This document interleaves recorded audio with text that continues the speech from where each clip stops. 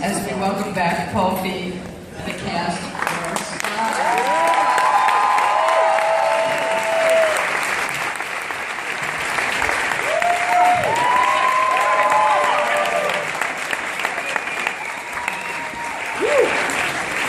My rest of my cast here, are they here? I'd like to bring out, in no particular order, I've got Rose Byrne, the amazing Rose Byrne.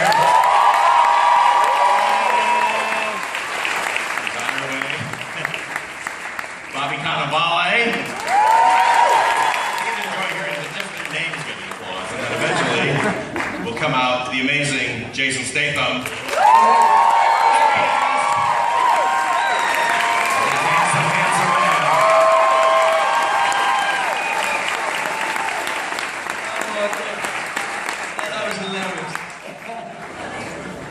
It's the first time we've seen it. The three of them had not seen it before, so thank you for making it a pleasant experience.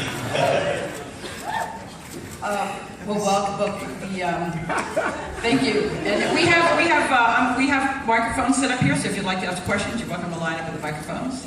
But what a dream ensemble cast. I mean, so funny, so good, and kind of, did you write it with them in mind, or how did it? Yeah, I mean, I definitely wrote it with Jason in mind, because I've been a fan ever since I saw Crank. I was like, Jason Statham is possibly the funniest man here, and he knows why he's great. But then, yeah, I just kind of I wanted to do this. I've always wanted to direct the spy movie, but realized nobody's going to let me direct a Bond movie. And I love working with these funny women, so I thought, let me just write something for a female lead. And it all fell together really wonderfully. And then for Rose to come on board and just, the part was written completely differently. It's a Rose, awesome.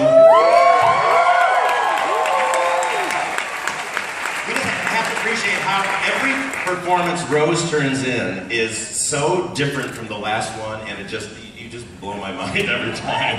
And then Bobby, who I've always been dying to work with, came on board. Yeah! Immense talents, playing a postmodern Tom Ford with eyeliner, beautifully done.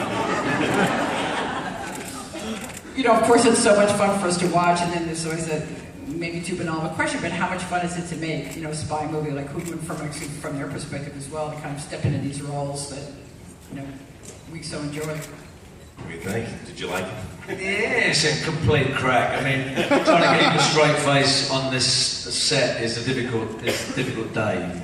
We get so many alternate lines. You never know what's going to make the movie. It's so enjoyable. It really is. Yeah, Paul is just a true collaborator too. Like from word go, it's all of just how can we make this character as bring them to life, and it's such a great experience. And he's so obviously aesthetic. But this man wears a three-piece suit to set every single day. It's like the glamour of Hollywood. Yes. Oh, it's such a pleasure putting a character together with him. I'm very spoiled. We were very spoiled. Let's go to the audience. Go ahead.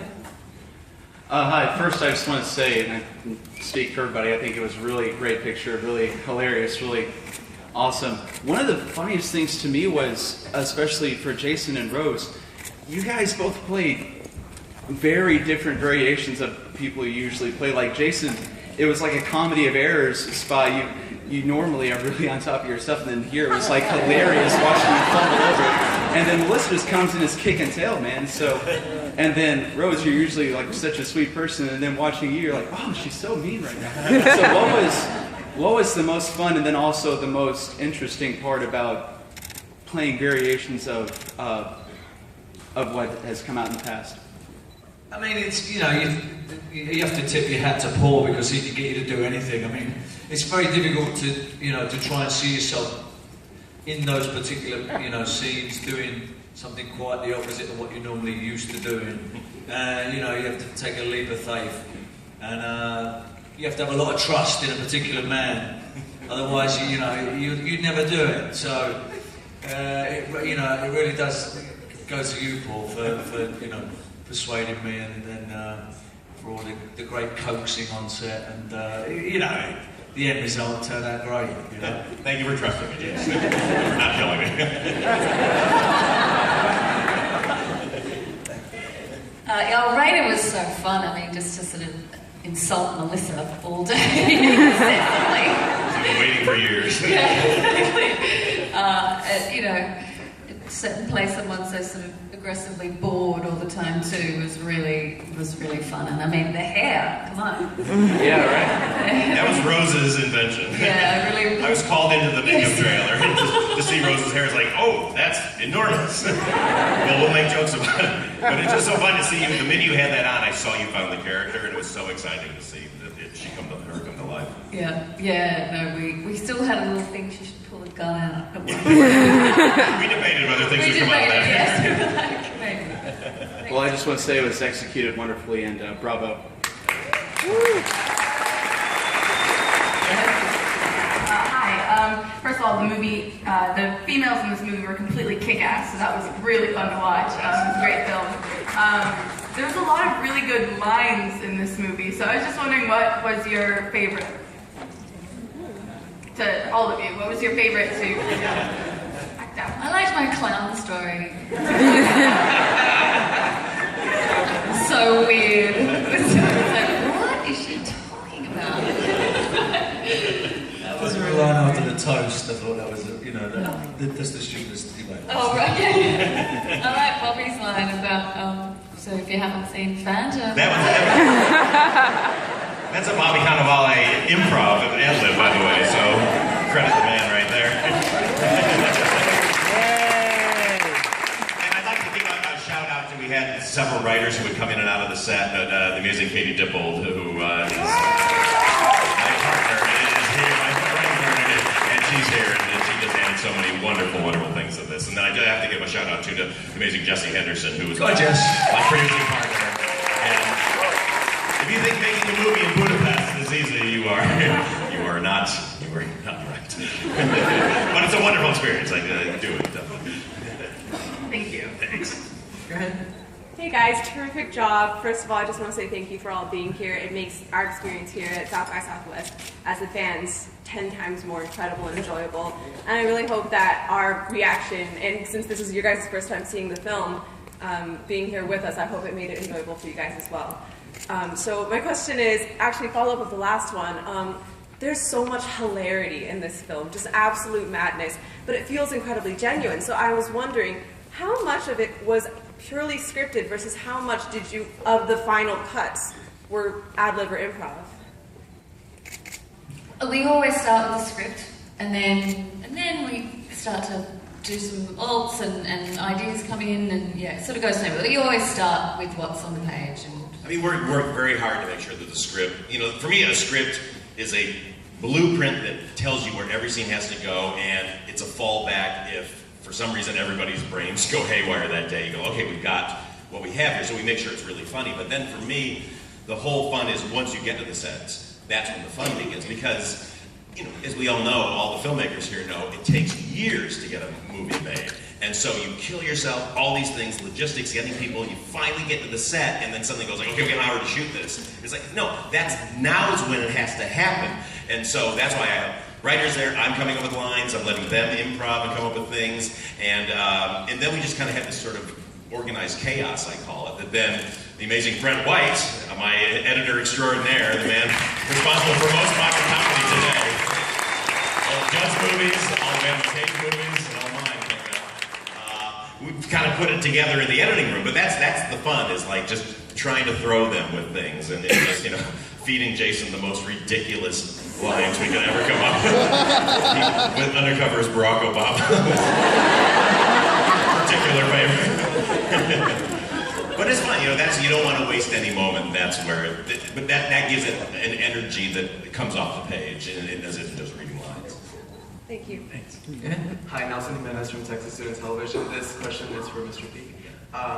For a lot of aspiring filmmakers at UT, whenever we try to make comedy, sometimes the jokes kind of fall flat, and we don't know what differentiates like humor on the page and humor on the screen. So do you have any advice for us on how to portray comedy more effectively on the screen?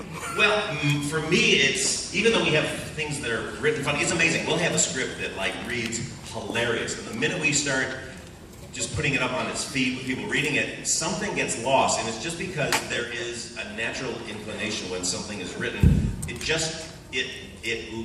It flattens a little bit, and these amazing actors will take it and try to make it something, but you just have to take something and then put it in a moment. You have to give it a fresh energy. Sometimes that's just literally saying to the actors, just word it however you would word it. And then also cross-shooting, I'm a big fan of that, because get people where they're not thinking about it, because there's something, that pressure of like action and go, and I feel like that, there's like a weird pressure in that versus just keep rolling, you know, and kind of take it again, try this, try that. And if you just kind of get people where you surprise people, because what you want to get into, comedy is funny when it feels like it's in the moment. You know, I mean, we did Bridesmaids, that whole scene between Maya and Kristen in the beginning, that was like 5 hours of movie. We had it very scripted, it was great, but then it's like, just, you know, kind of try this, try that, surprise each other.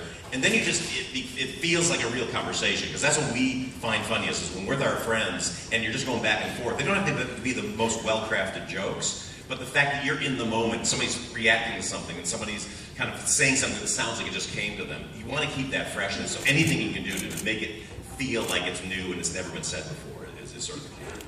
Thank you, appreciate it. Thanks.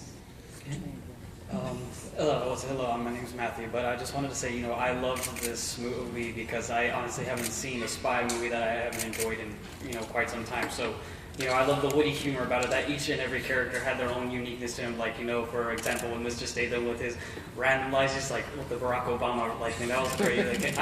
Like, even the little references is what made it for me. I mean, I even thought he was going to say something like from Craig, like, I found my strawberry tart. You know, anything of the sort. So, I mean, it was really interesting. And I was just wondering, you know, as you did this, do you think you would ever find yourself to come back and possibly revisit the whole spy film?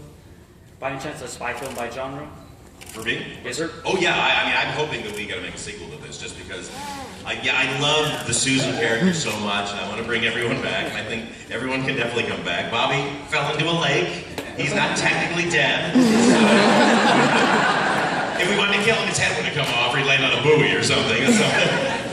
But I love the spy genre, because what I love is comedy with danger and sort of scares and thrills in it, and it's a tonal tightrope you have to walk, because if we get too silly, or we lose the danger, we lose the stakes, or we have a villain who's so silly that you're like, oh, well, he's just a goofball, you kind of, it falls apart. So you really have to police it. You have to get real actors to do it, who are just kind of being goofy, and it just grounds it in a way where you can get away with kind of outrageous stuff, but always betting like, well, would that really happen? Like, technically, yeah, if I was out on assignment for the first time and I accidentally killed the guy, odds are I would probably throw up.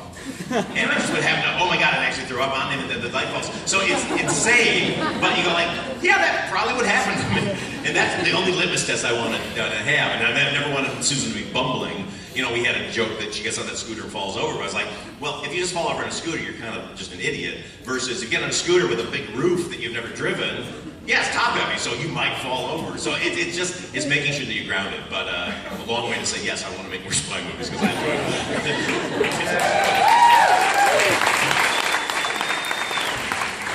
Hi, my name is Eric Pachacano, and I'm an actor, writer, producer, and I just wanted to say, first of all, Rose, in every